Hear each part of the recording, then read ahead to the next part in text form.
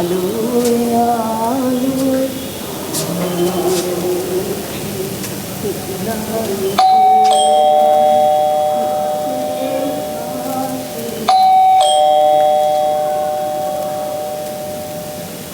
রনি, হ্যাঁ দেখো কে এসছে। ওকে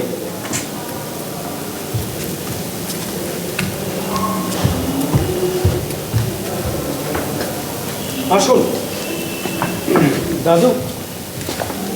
সকাল হতে না হতে ওর भी एक बार एंट्री নিলাম বুঝলেন। সালাম আসসালামু আলাইকুম জনাব। ওয়ালাইকুম আসসালাম। করিম, হ্যাঁ তুমি কি কিছু বলবে? হ্যাঁ বলার তো অনেক কিছুই ছিল লেকিন রনি, হ্যাঁ মিঠুমা, হ্যাঁ তোমরা একটু ভেতরের দিকে যাও। ঠিক আছে।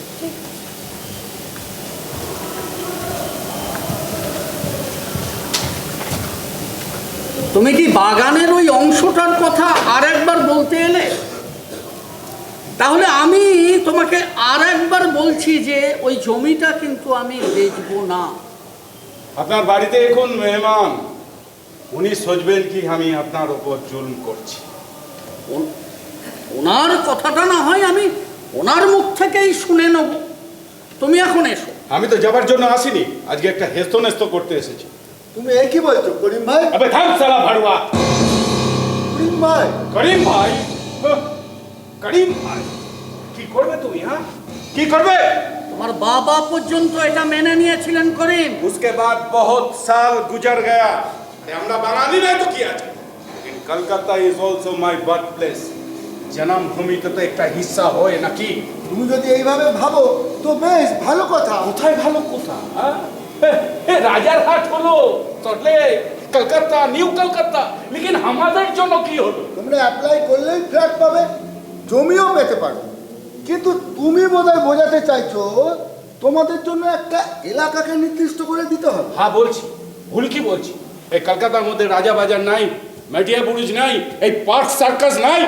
দিনের পর দিন তোমরা আমাকে তোমার বাবা স্টোক বাগ দিয়ে গেল, এরকম তোমার বাবা বলছে কি না?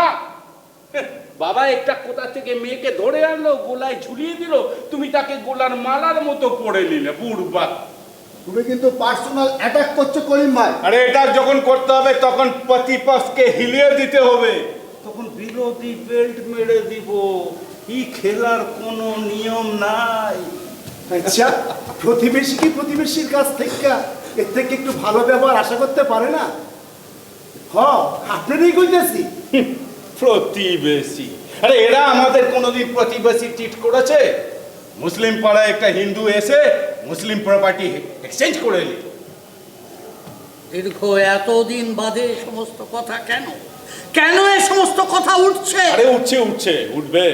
আর তাছাড়া এটা কেমন সাদি আছে? হ্যাঁ যে মেয়ের বাপ নাই, মা নাই, হ্যাঁ কোথা থেকে 3-4 মাস একটা মেয়েকে রাখলে, তারপর ছেলের সঙ্গে বিয়ে দিয়ে দিল। ওহো, আপনাদের তো আবার ঢাকা ঢাকা, ময়মনসিং, সিলেট না হলে আপনাদের শাদি হয় না। এই প্রথা গড়ে উঠেছিল জীবনের প্রয়োজনে। নদী নালার দেশে এত তো যাতায়াত ছিল না তখন রেলের বন্দোবস্ত। তাই কাছাকাছির মানুষরাই হতো আপনজন। সবাই আপনাদের আপনজন। যে মেয়েকে শাদি দিয়ে নিয়ে এসছেন, সে মেয়ের বাপ মার পরিচয়টা কি আছে? সে মেয়ে তার বাপ মার পরিচয়টা দিতে পারবে কোনোদিন? যে মেয়ের বাপ মা থাকে না, যে মেয়ে ছোটবেলাতেই অনাথ হয়ে যায়, সে কি করে তার বাপ মায়ের পরিচয় দেবে একটু বলে দেবেন কি? তুমি আবার সবার মাঝখানে কেন এখানে এলে? কালে কালে সত্য উদ্ঘাটন করতে নারীকেই তো আসতে হয়েছে সবার সামনে আসতে হয়েছে দ্রৌপদীর মতো, সাবিত্রীর মতো, অগ্নি পরীক্ষা দিতে হয়েছে সীতার মতো। না না, তুমি ভেতরে যাও। ভেতরেই তো ছিলাম, ভেতরেই তো রেখে দিয়েছো দীর্ঘ 21 বছর। আর না, বলুন আপনি কি জানতে চান? আমি আপনার সঙ্গে কোনো কথা বলতে চাই না। আপনি অন্দরে যান, হিন্দুগড়ের মহিলার আব্রু আমরা রাখতে জানি। প্রথমেই আপনার ভুল ভেঙে দিতে চাই। প্রতিমা, না বাবা, এই মুহূর্তে আমার কোনো ধর্মের প্রতি কোনো বিশ্বাস নেই। মানে? মানে আমার বিবাহের পরবর্তী জীবনে আপনারা আমাকে হিন্দু বলে দেখতেই অভ্যস্ত, কিন্তু আমি ছিলাম। প্রতিমা থামো। না না প্রতিমা, তুমি থেমো না। তুমি কি বলতে যাচ্ছিলে বলো। ছিলেন মানে কি ছিলেন? কি ছিলাম তা তো আমি নিজেই জানি, তবে জন্মসূত্রে আমার বাবা মা দুজনেই মুসলমান। প্রতিমা, এটা তো তোমার বাবার দেওয়া না। এই ছোট্ট অথচ গুরুত্বপূর্ণ কথাটা এতদিন তোমারও অজানা ছিল। তাহলে তাহলে সত্যটা কি? কি করে এমনটা হলো? এই সত্য আর কে কে জানে? এ কথা জানি শুধু আমি আর তোমার বাবা। ও, আমাকে এই সত্য গোপন করা হয়েছিল কেন? কারণ আমি আমার ঈশ্বরকে কথা দিয়েছিলাম, তাই। ঈশ্বর? কে তোমার ঈশ্বর? তোমার বাবা। এর পরের অংশটা আমারই বলা উচিত, তাই না সুন্দর? না না, উঠবেন না, উঠবেন না মিজানুর সাহেব, আপনি বসুন, আপনি আমাদের শহীদ, সবটা শুনে যান। তোমার কোনো ক্ষতি আমি করিনি সুন্দর, বরং সুন্দরের কাছে এসে প্রতিমা আরো সুন্দর হয়ে উঠেছে। আমার এইসব কথা ভালো লাগছে না বাবা। সবটা শুনলে তুমি বুঝতে পারবে যে কোন পরিপ্রেক্ষিতে প্রতিমা আজ তোমার স্ত্রী। বলো বাবা বলো, আমি তো নিজেকে ধরে রাখতে পারছি না। আমার এসব কথা শোনার কোনো ইন্টারেস্ট নেই, ওর কোনো ধৈর্যই নেই। এখন ধৈর্য নেই বললে চলবে কেন? বসুন, কলঙ্কের রহস্যবন্ধ ছড়িয়ে এখন চলে গেলে কি চলে? বাংলাদেশের মুক্তিযুদ্ধের পর নতুন স্বাধীন দেশটা তখনও ধুঁকছে। শুনেছি তারও 10-12 বছর পর আমার জন্ম। আব্বু আম্মু কেন আমাকে ফেলে চলে গিয়েছিল আমি জানি না। আমাকে সঙ্গে করে নিয়ে যাওয়ার মতো কোথাও কোনো আত্মীয় স্বজন খুঁজে পাওয়া গেল না। সেই 3-4 বছর বয়স থেকে আমি অনাথ। এতিমখানাই আমার বাড়ি। বাংলাদেশের যশোর জেলার এক অখ্যাত এতিমখানাতেই আমি বড় হচ্ছিলাম। সেখান থেকে আমাকে ভর্তি করিয়ে দেওয়া হয়েছিল একটা স্কুলে। স্কুলটা ছিল বেনাপোল বর্ডারের খুব কাছে। একদিন স্কুল থেকে ফিরতে দেরি হওয়ায় ওই এতিমখানার ছোট্ট একটা ঘরে সারা রাত আমায় আটকে রাখে। পরের দিন স্কুলে যেতেই বড় আমায় কঠিন শাস্তি দিলেন, অপমান করলেন, বললেন বাপ মামারা এগুলান জ্বালায় মারে আমারে। কথাটা তখন আমার মাথায় জ্বালা ধরিয়ে দিল। সেদিন স্কুল ছুটির পর আমি হাঁটতে শুরু করলাম। মনের ভুলে দেখি চলে এসেছি একদম উল্টো দিকে। হাঁটতে হাঁটতে কখন যেন পৌঁছে গেছি বর্ডারে। সন্ধ্যা শেষ হয়ে তখন সবেমাত্র রাত নামতে যাচ্ছে। আমি লুকিয়ে গেলাম বড় বড় গাছের আড়ালে। আমাকে কেউ দেখতে পাচ্ছে না। হঠাৎ বন্দুকের আওয়াজ, লাগালাম দৌড়। একবার বন্দুকের আওয়াজ এদিকে হয় তো একবার এদিকে। দিক ভুল করে ফেললাম। আকাশের তারায় তারায় দেখি সেখানে কোনো ভাগ নেই। নিচে বড় বড় টর্চের আলো আর ঘন ঘন বাঁশির আওয়াজ। ধরা পড়ে গেলাম। তখন তিনি আমায় নিয়ে গেলেন কাস্টমস অফিসারের কাছে, অথবা বলা যেতে পারে আমার ঈশ্বরের কাছে। বর্ডারে আমি তখন ছিলাম কাস্টমস ক্লিয়ারিং অফিসার। সন্ধ্যা শেষ, রাত নেমে এসেছে। কাজ শেষ করে সবেমাত্র ফিরে যাচ্ছি নিজের কোয়ার্টারে। হঠাৎ দেখি আমার কোয়ার্টারের সামনে আলো জ্বলছে। দ্রুত পায়ে আমি সেখানে হেঁটে গিয়ে দেখলাম আমারই অ্যাসিস্ট্যান্ট একটি বছর 15-র মেয়েকে নিয়ে অপেক্ষা করছে আমারই জন্যে। আমি তাকে অনেক বোঝালাম, বললাম আমি তোমাকে বাংলাদেশে ফেরত পাঠানোর ব্যাপারে সব রকম সহযোগিতা করবো মা। কিন্তু সে আর ফিরতে চায় না। ওই বয়সে সমস্ত রাগ মনের মধ্যে পোষণ করে তাকে যেন একেবারে দৃঢ়চেতা করে তুলেছে।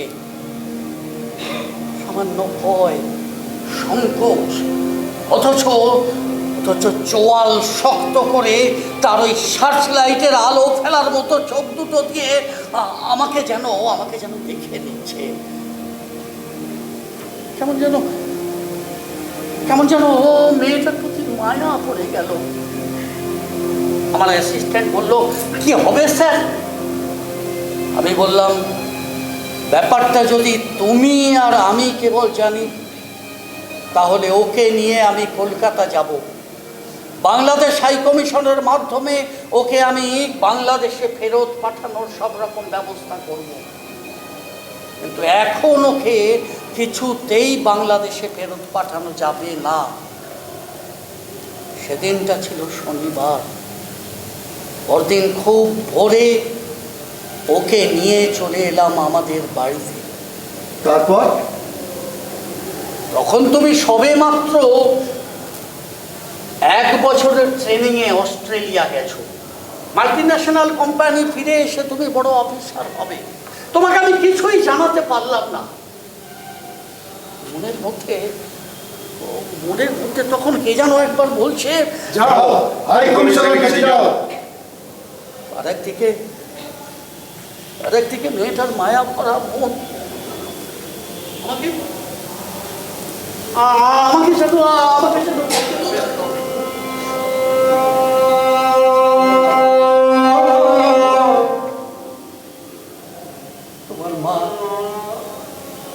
তোমার মা আর আমি দুজনেই মেয়েটার মায়ার বন্ধনে জড়িয়ে গেলাম।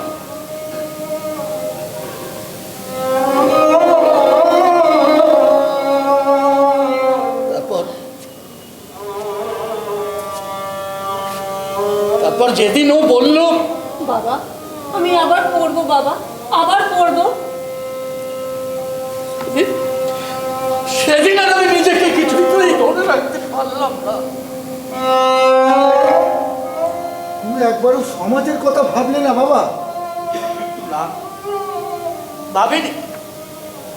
তোমার মা বলল, সমাজের কথা ভেবে তো তুমি ওকে কেন আনোনি, এনেছো মানবিকতার প্রশ্নে। আমি না হয় আরেকটু এগিয়ে ওকে বরণ করে নেব আমার ছেলের বউ।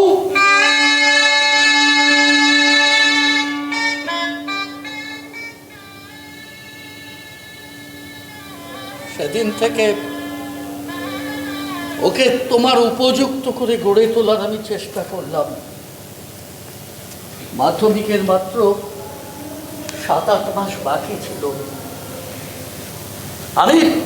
আমি সব রকম চেষ্টা করে ওকে মাধ্যমিকে বসার ব্যবস্থা করে দিলাম। ওই অল্প সময়ের মধ্যে নতুন সিলেবাস বুঝে নিয়ে ও পরীক্ষা দিল।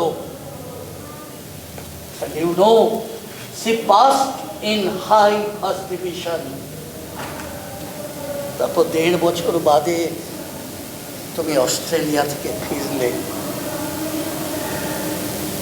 তারপরের ঘটনা সবই তো তোমার জানা। কিন্তু আমি কেমন করে প্রতিমা হলাম সেটা তো এখনো বলেননি বাবা। মাধ্যমিকের ফর্মটা ফিল আপ করার সময় তুমি সবেমাত্র লিখেছো পি, হয়তো লিখতে PHATIMA। আমি তোমাকে বললাম, একটু থামো তোমার নামটা সামান্য একটু বদল করে দিই, লেখো PRATIMA।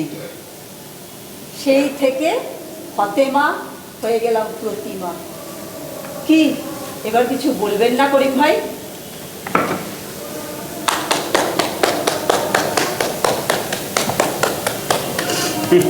वाह बारे मेरे बहन, तो हमार दिल जीते दी, सबटाई तोर जीत হয়ে গেল। একটিবার বসবেন না? এখনো কি নিজেকে সবার থেকে আলাদা করে রাখবেন? ভিতরে ভিতরে আপনারাই তো আমাদের আলাদা করে রেখেছে। কলকাতা বি কেমন যেন হয়ে যাচ্ছে, কলকাতা বি পালিয়ে যাচ্ছে। না না করিম না, কলকাতা পাল্টাচ্ছে না। কলকাতা তার অসাম্প্রদায়িক মানবিক চেহারাটা ঠিক ধরে রেখে দিয়েছে। হ্যাঁ, ভারতবর্ষের কোথাও কোথাও এর ব্যতিক্রম হলেও হতে পারে। তাই বলে কলকাতা, শুধুমাত্র কলকাতা কেন, আমাদের এই বাংলা কিন্তু পাল্টায়নি করিম। কিন্তু তুমি যে পাল্টে গেছো করিম। এখানে ছোটবেলায় আমার কত দোস্ত আমার ভাইয়ের হাতের বিরিয়ানি পোলাও খেয়ে গেছে। এই পাট সার্কাসের ট্রামে চড়ে কত বদমাশি করেছি, ঘান্টি মেরে নেমে পালিয়ে গেছি, টিকিট ফাঁকি দিয়েছি। আপনাদের বাগানের গোলাপ জামুন বাতাবি লেবু খেয়েছি। এসব তো ছিল শৈশবের মধুর আনন্দের দিন। তারপর একদিন বাবরি মসজিদে চিড় ধরলো, রইল না আমার আর বন্ধুরাও। বুকের মধ্যে একটা চাপা কষ্ট গমড়ে উঠলো, জানলা দরজা সব বন্ধ হয়ে গেল। ঠিক ঠিক করিম, এতে তোমাকে শুধু দোষ দেব না, দোষ তো আমাদেরও। ঈদের দিন চাঁদ দেখি আর ভাবনা করি, সঞ্জয় অনির্বাণ সৌগত এ সুন্দর লাল কই, এরা তো আর আগের মতো আসে না। করিম ভাই, তোমরা জানো না ঈদের চাঁদ আর আমার কাছে সে ছোটবেলার মতো হাসে না, ছোটবেলার মতো হাসে না।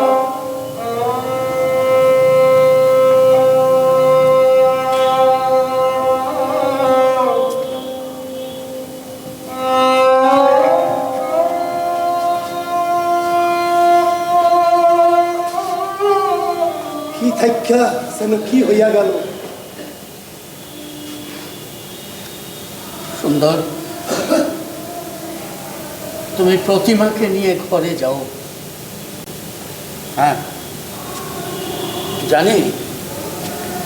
জানি এখন তুমি খুবই আপসেট, কিন্তু এই মুহূর্তে তুমি হতে পারবে ওর সবচেয়ে বড় সাথী।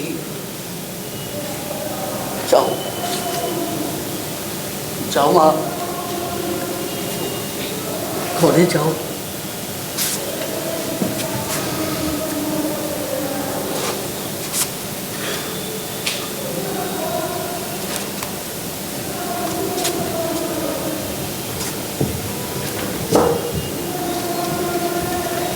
অদ্ভুত আধার এক এসেছে পৃথিবীতে আজ।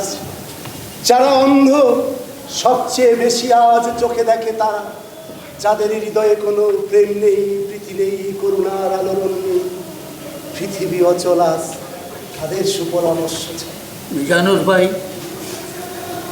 প্রতিমা যাওয়ার সময় কি যেন বলতে চাইছিল, কিন্তু কথা বলতে পারলো না। ওরে এত বছরের সাইড রাখা সত্তরে সে আজ উজাড় কইরা দিছে, কাউরে আঘাত কইরা